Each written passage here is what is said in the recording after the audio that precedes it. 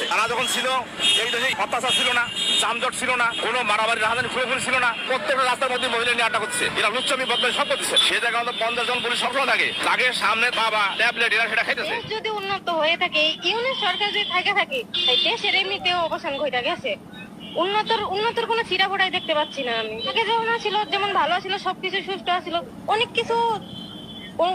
কিছু খারাপ থাকলেও বেশিরভাগই ভালো ছিল। এতটা অবনতি কখনো বুয়েটের ছাত্রদের উপর হাত তোলে নাই, কিন্তু এই ইন্টারিম গভর্নমেন্ট এই সাহস কোথা থেকে পেল?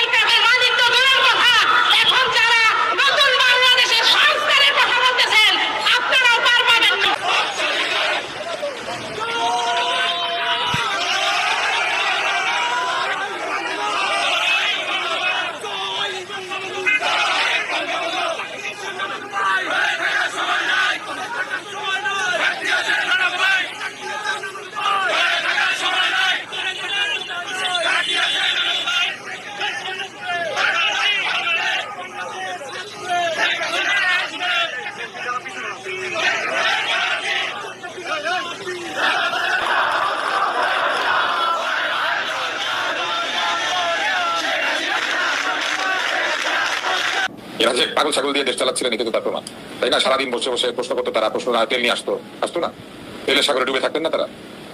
তো যারা এরকম তেল দিয়েছে তারা এরকম আবারও তেল দিয়েছে। আগে দিয়েছিল সরিষার তেল থেকে শুরু করে অলিভ অয়েল, এখন দিচ্ছে অকটেন পেট্রোল, একই ঘটনা, তেলই দিচ্ছে। ডক্টর ইউনূসের বিদায় ঘন্টা। এবং আপনাকে কঠিন ভাষায় বলতে চাই, যদি আপনি এই দেশ চালাতে না পারেন, দেশ ছেড়ে চলে যান। এই দেশ বঙ্গবন্ধুর, এই দেশ আওয়ামী লীগের, এই দেশ জননেত্রী শেখ হাসিনার। এক বিন্দু রক্ত থাকা পর্যন্ত আমরা আওয়ামী লীগের নেতা কর্মী আপনাকে ছাড় দিব না। প্রত্যেকটি হত্যা, প্রত্যেকটি আইনের বিচার দিতে হবে আপনার। যদি না দেন, আপনার 32 নম্বর বাড়ি ভাঙার অপরাধে আপনার যমুনা আমরা ঘেরাও করবো। আপনার বাড়ি আমরা চিনি, আপনার ঠিকানা আমরা চিনি। সময়ের অপেক্ষা, জননেত্রী শেখ হাসিনা ডাক দিবে, আমরা সেই ডাকের অপেক্ষায় সারা দিয়ে আপনাকে নিঃশ্বাস করে দিয়ে বাংলাদেশের সেই মুজিবি আদর্শ